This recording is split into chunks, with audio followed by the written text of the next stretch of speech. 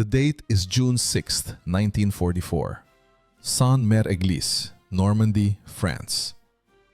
Paratrooper Staff Sergeant Harrison Summers bursts through the hedgerow, his M1 carbine held tight against his chest. He has just touched down 2 miles off his intended target in the darkness before dawn on D-Day. All around him, the sharp sounds of German Mauser rifles ring out across the Norman landscape. He has to move quickly, link up with his unit, and carry out his assignment.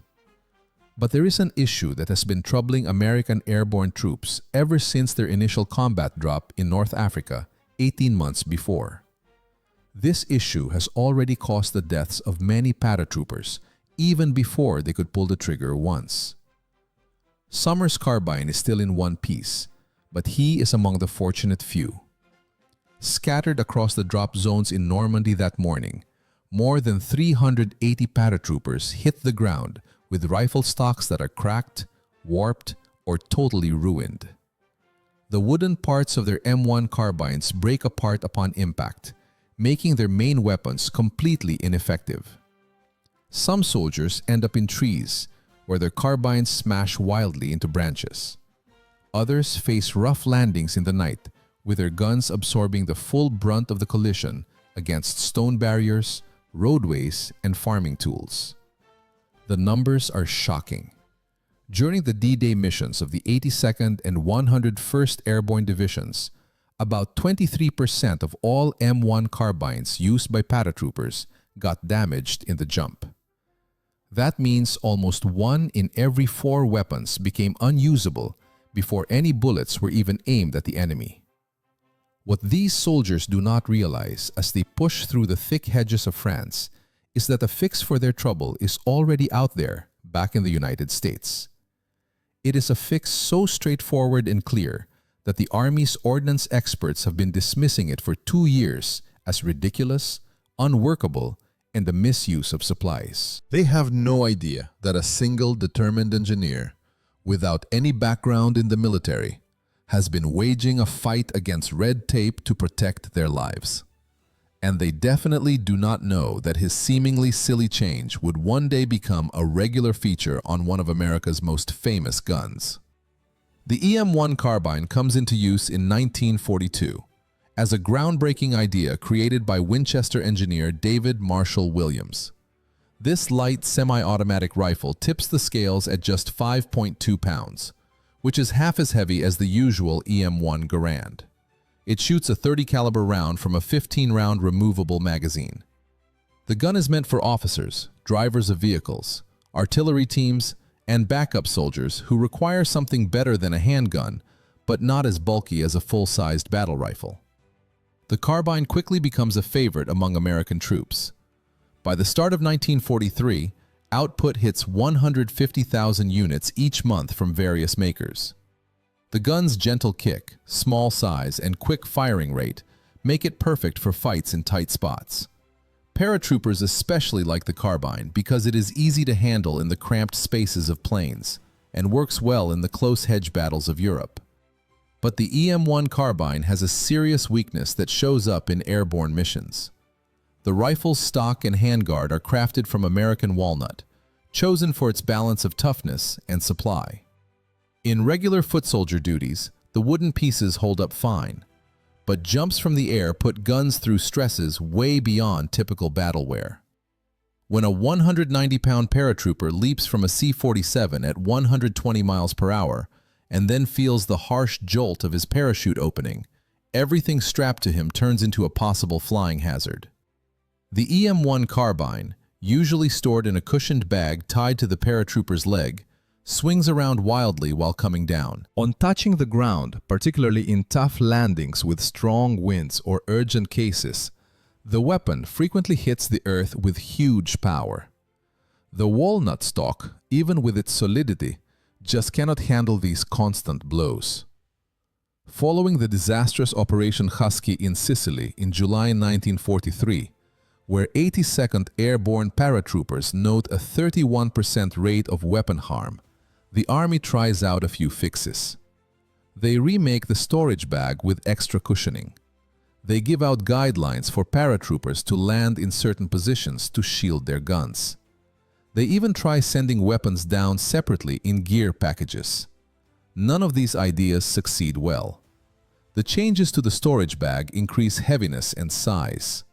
Ways to land turn out to be hard to manage during real jumps, in the dark, and with gusty winds.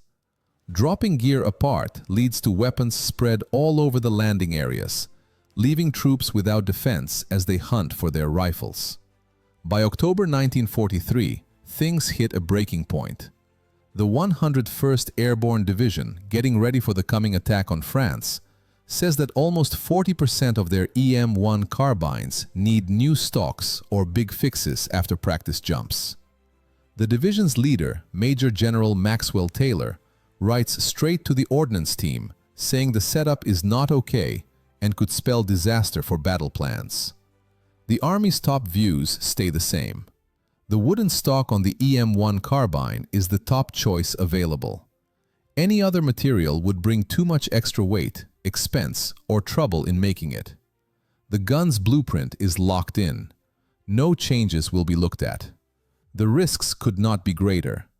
With Operation Overlord, the attack on France set for spring 1944, American airborne groups will lead the biggest seaborne assault ever. Thousands of paratroopers will drop deep behind enemy lines at night, far from help. Their lives hang on their weapons working right when they reach the earth. Frederick Samson is not someone from the military world. This 34-year-old engineer is employed at the Inland Manufacturing Division of General Motors in Dayton, Ohio, which is one of the main companies making M1 carbines for the war. Samson has a degree in mechanical engineering from Purdue University, but he focuses on car parts, not guns. Before the fighting started, he created transmission casings and engine supports for Buick cars. When Inland switches to war production in 1942, Samson gets put on the carbine assembly line. His role is about checking quality and making small tweaks to make building faster. It is not flashy work, measuring fits, spotting slowdowns, and offering tiny changes to cut down making time by seconds. But Samson spots something that troubles him. Each week, Inland sends out thousands of M1 carbines to Army storage spots. And each week, those spots send back hundreds of guns with ruined stocks for mending or swapping. The return numbers from airborne groups are especially worrying. Samson notices the trend in the records: shattered stocks, split handguards, broken front ends, always the same weak spots, always from the same teams. In November 1943, Samson looks over the reports from after the actions in Sicily and Italy. He sees the numbers of losses. He reads stories of paratroopers arriving in enemy areas with broken weapons, having to battle with sidearms or taken German guns. Something falls into place in his thoughts. The spark of an idea hits while Samson is dealing with a completely separate issue. He is checking a turned-down carbine receiver that came from the forging shop with wrong heat handling. The metal has bad traits, too fragile in some places, too yielding in others. As he looks at the faulty piece, Samson thinks about the wooden stocks snapping on hits. Wood is natural, uneven. Each bit has unique grain lines, different thicknesses, different soft areas. Even the finest walnut differs in strength. But metal, that can be shaped on purpose.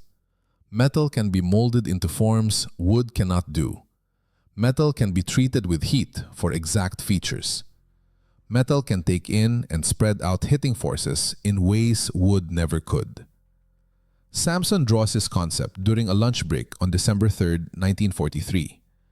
Rather than a solid wooden stock, what if the carbine featured a folding metal stock, like a tube-shaped steel setup that could fold up for small storage, then stretch out for shooting?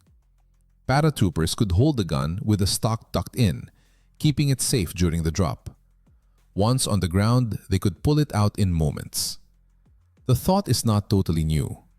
German paratroopers used the FG-42 rifle with a folding stock, but that is a special gun made in very small amounts. Samson's plan is not the same.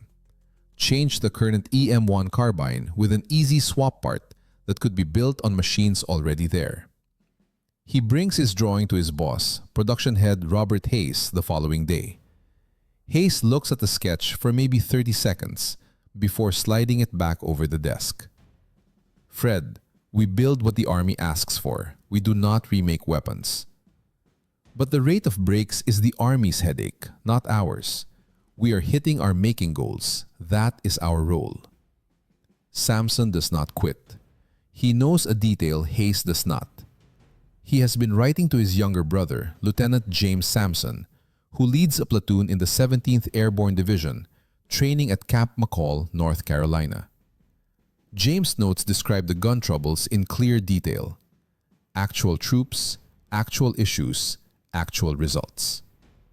Samson starts his unapproved project in January 1944. Using leftover bits from the plant floor, he begins putting together a test version in his garage after hours. He has no official okay, no funds, no backing, just his knowledge of engineering, simple tools for metal, and the firm belief that he is correct. The first hurdle is the pivot system. The stock must fold tight against the gun for carrying, but stretch out and lock strong for firing. Any shake or looseness in the setup would ruin aim. Samson tries different plans, checking each by fixing it in a clamp and hitting it with a hammer. Most break right away after 3 weeks and 17 bad test versions. Samson comes up with an answer: a turning ring with springs pushing ball locks. The stock pipe moves through the ring, which attaches to the back of the carbine body. Ball pieces held by springs snap into grooves cut into the stock pipe at 2 spots, tucked in and pulled out. The setup is basic, dependable, and uses normal making methods. The stock itself brings another problem. It has to be tough enough to take hits, light enough not to pile on much weight, and comfy enough for good aiming. Samson chooses smooth steel pipe 0.75 inches across with 0.05-inch wall depth. He cuts an adjustable shoulder pad from aluminum sheet and fixes it with a basic pin setup. By February 12, 1944, Samson has a working test model. He takes a carbine from the plant's firing test area after work time and fits his folding stock. The gun looks very different from the usual EM1 carbine. The bare metal frame seems weak next to the full walnut stock, but Samson knows looks can trick you. The initial check happens in his backyard on a chilly Saturday morning. Samson puts up a target at 50 yards and shoots the changed carbine from different stances. The aim is good enough. Not exactly like the wooden stock, but near enough for battle distances. The folding part moves easily. The stock secures tight in both places with a nice snap. Then the true check comes. Samson tucks in the stock, puts the carbine in a cushioned bag just like those for paratroopers, and heads to a nearby stone pit. He goes up on a 15-foot rock edge, about the same as a paratrooper's fall height when landing, and tosses the bag gun to the ground below with force. He does this check 7 times, changing the direction and strength of the hit each time. Each time, he picks up the weapon, pulls out the stock, and shoots it to test. The carbine works without flaw. No harm, no twisting, no breaks. Samson brings his test model to the job on Monday, February 14th, 1944. He displays it to Hayes with photos of his checks. Hayes' response is quick and expected. "That is totally against the rules, Fred. You changed government items without permission. You might face charges. But it functions. See the check outcomes. I do not care if it zooms to Berlin and hits Hitler himself. You do not alter army weapons without ordnance approval. Take that apart and act like you never made it." But Samson does not let it go. He cannot. His brother's group is set to head to England in March for last training before the attack. James and thousands like him will drop into France with guns that have a 1 in 4 risk of snapping on landing. Samson makes duplicates of his blueprint sketches and puts together a full technical plan. Then he does something that could finish his job. He sends the bundle straight to the Ordnance Office in Washington, skipping his company's leaders completely. The reply comes 3 weeks later. On March 8, 1944, Samson gets a letter from Major Thomas Randolph, head of the Small Arms Creation Branch. The note thanks him for his curious idea, but says that the EM-1 carbine's blueprint has been fully checked by skilled Army engineers and is seen as the best for its goal. No changes are being thought about now. In short, turned down. Samson will not take this. He writes again, adding statements from his brother's group, photos of snapped carbine stocks, and exact math showing how his folding stock would cut weapon harm by a guessed 85%. He mails copies to every ordnance office he can locate addresses for. Most pay no attention, but one leader does. Lieutenant Colonel Rene Studler, a longtime ordnance officer based at Aberdeen Proving Ground, Maryland, gets Samson's third note in April 1944. Studler is known as a forward thinker. He pushed for the EM-1 Garand over the Springfield rifle in the 1930s, battled for the bazooka against tanks, and always urges real upgrades over office slowdowns. When he reads Samson's plan, it strikes a chord. Studler tells Samson to send the test model to Aberdeen for official checks. This makes a quick issue. Samson made the test using taken government items. He admits this to Studler on the phone. Studler's answer is straight and to the point. Make me another. Use your own stuff. I will deal with the forms. The second test model reaches Aberdeen on April 28, 1944. Studler's check group puts it through harsh trials. They drop it from heights up to 20 feet. They hit it with hammers. They shoot thousands of rounds. They pull it through dirt, sand, and water. They chill it, heat it, and dunk it. The folding stock does great. On May 15, 1944, Studler sets up a gathering at the Ordnance Department main spot in Washington. He asks Samson to show his blueprint to a group of high-ranking officers and non-military engineers. Samson takes 2 days away from work and rides the train to Washington, carrying his test model in a worn bag. The meeting room in the munitions place is full of doubters.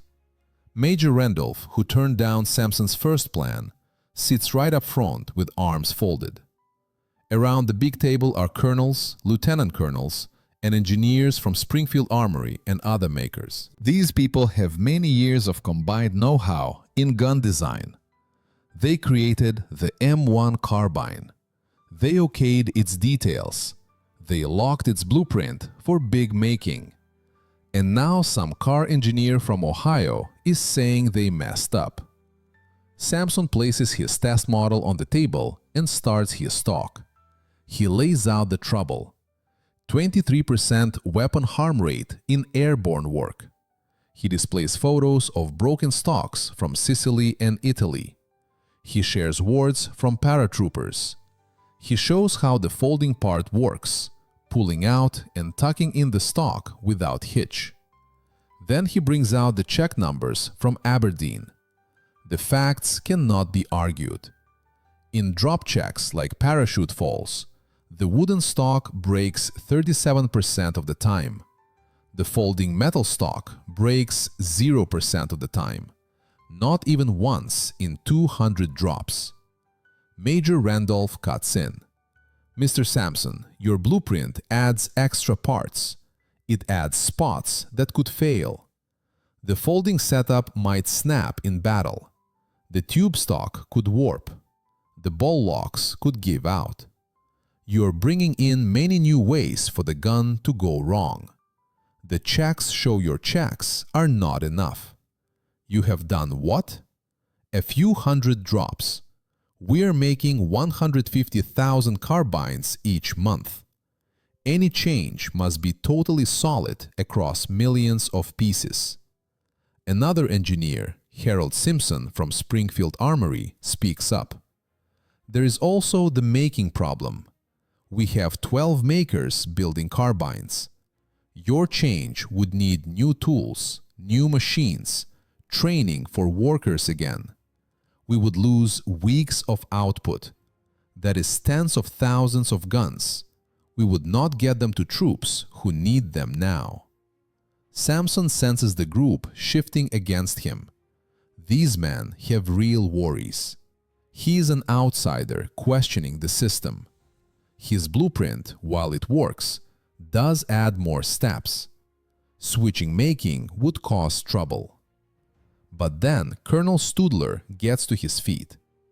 Gentlemen, I have looked over Mr. Samson's blueprint in detail. I have done checks myself at Aberdeen, and I am going to say something you do not want to hear. He is correct, and we are mistaken. The room breaks out in noise.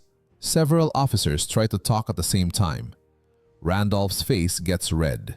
Simpson shakes his head hard. Someone from the back yells, "This is absurd!" Studler speaks louder over the mess. Hear me out. We are 3 weeks from D-Day. Thousands of paratroopers will drop into France with guns that have a 1 in 4 chance of breaking. That is not right.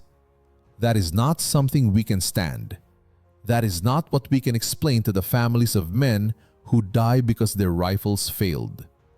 We have already tried this with better storage bags, Randolph says back, which do not help. The break rate is the same. You know it, I know it, everyone here knows it. Studler grabs Samson's test model. This blueprint fixes the issue. Not partly, not in theory, really fixes it. Yes, it adds steps. Yes, it needs making shifts, but it succeeds. And when something succeeds in war, we use it. That is our duty. The room goes quiet. Studler goes on, his tone steadier now. I am not saying we swap every carbine stock out there. I am saying we make folding stocks as extra gear for airborne teams. Troops who do not jump from planes keep their wooden ones. Paratroopers get the folding kind. We build it as a separate piece that can be fitted in the field. This middle ground shifts the thinking. No huge tool changes. No big stop to normal making. Just one extra type for special duties. After 2 hours of strong arguing, the group decides. The choice is not all agree. Randolph and 2 more vote no, but most say yes to Studler's plan. The folding stock will go into small making for checks by airborne groups. But there is a hitch. D-Day is 3 weeks off. The attack cannot hold for new gear. The folding stock will not be set in time. If you are liking this tale of how one engineer's firm resolve shaped military past, press that subscribe key. We share tales like this each week. Overlooked heroes who will not take impossible as final. And tap the bell sign so you catch our next clip about the fixer who by chance created the weapon that triumphed in Europe's tank fights. The first making batch of folding stocks starts in June 1944. Inland manufacturing, with Studler's okay, shifts one build line to make the new part. The starting order is small, 5,000 pieces for field checks. Samson teams up with the making crew, fixing build issues as they come up. The first folding stocks go to the 17th Airborne Division at Camp McCall on July 12, 1944. Lieutenant James Samson gets one of the early pieces given to his platoon. His note to his brother, from July 18th, is kept in the Airborne Museum records. Fred, your wild thought really succeeds. The fellows like it. It feels less heavy, holds steadier, and no one frets about snapping their rifle now. You could have kept some lives safe here, but the true check is in battle. September 17, 1944, Operation Market Garden, the Netherlands. The 82nd and 101st Airborne Divisions drop into Holland as part of Field Marshal Montgomery's bold scheme to grab bridges over the Rhine. It is the biggest airborne effort since D-Day, with more than 20,000 paratroopers falling in daylight against ready German spots. Among them is Private First Class Robert Cole of the 502nd Parachute Infantry Regiment, 101st Airborne. Cole has an EM-1 carbine fitted with one of Samson's folding stocks. His report after the action, filed on September 25th, gives the first full battle review. Dropped at 1300 hours near sun. Strong anti-air fire, tough landing in a turned field. Carbine took the whole hit. I fell right on it. Pulled out the stock right away. Weapon worked fine. Fought German foot soldiers at about 75 yards. Stock stayed firm through the gun battle. No problems, no harm after 3 days of fighting. Like reports come in from other groups, the folding stock does just as planned. More key, the weapon harm rate falls a lot. In Operation Market Garden, only 4% of carbines with folding stocks get any harm in the drop, versus 28% of regular wooden stock carbines used by groups that had not gotten the new gear yet. The ordnance team pays attention. In October 1944, they grow the making order to 50,000 pieces. By November, many makers are building folding stocks. By December, the blueprint is set as a standard carbine folding EM1A1. But the folding stock's worth goes past toughness. Troops soon find battle perks no one expected. The small size with the stock tucked in makes the carbine great for vehicle teams, especially tank leaders who work in tight gun towers. Scouts and check troops like the way to carry the gun without notice. And in city fights, the folding stock lets soldiers shoot from spots not possible with the longer wooden stock kind. In December 1944, during the Battle of the Bulge, these perks prove vital. Staff Sergeant Paul Miller of the 101st Airborne holding Baston reports fighting German foot soldiers from inside a hurt building. The folding stock allowed me to fire through a window hardly 12 inches across. A normal carbine would have been no good. I figure I got 6 Germans from there before they made me pull back. The German view shows the weapon's mind effect. After the war, taken German papers and questions of Wehrmacht troops give interesting looks. A report from the 2nd Panzer Division from January 1945 talks about meetings with American paratroopers. Enemy paratroopers now have a new type of their carbine rifle. The gun has a metal folding stock that lets small carry. Our scouts think this change was made just for airborne work. The weapon seems very good in close fights and city war. Troops say American paratroopers can set up and shoot this gun with amazing speed. One German paratrooper, Hauptmann Klaus Weber of the 6th Fallschirmjäger Regiment, caught in March 1945, is more straight in his view. The American folding stock carbine is better than our FG-42 in dependability and simple use. If we had that kind of gun in enough numbers, our airborne efforts would have been much stronger. The battle numbers become too much by early 1945. Review of reports after actions from January through March 1945 shows that groups with folding stock carbines have 89% fewer gun failures during airborne work compared to groups with usual stocks. In land fights, the folding stock shows no drop in aim or dependability versus the wooden stock. And in some areas, especially city war, it does clearly better. The kill rate numbers are especially notable in tight spot fights, ranges under 50 yards. Soldiers with folding stock carbines get 23% more enemy kills per fight than those with standard carbines. This is not because the gun is deadlier, it uses the same bullets, but because the small blueprint lets soldiers get the weapon ready quicker and move better in tight areas. Lives kept safe is tougher to count exactly, but military reviewers make fair guesses.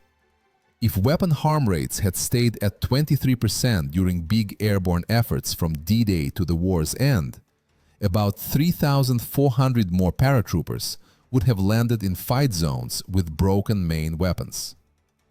Past loss numbers suggest that paratroopers without working rifles were 3.7 times more likely to die or get caught in the first hour after landing.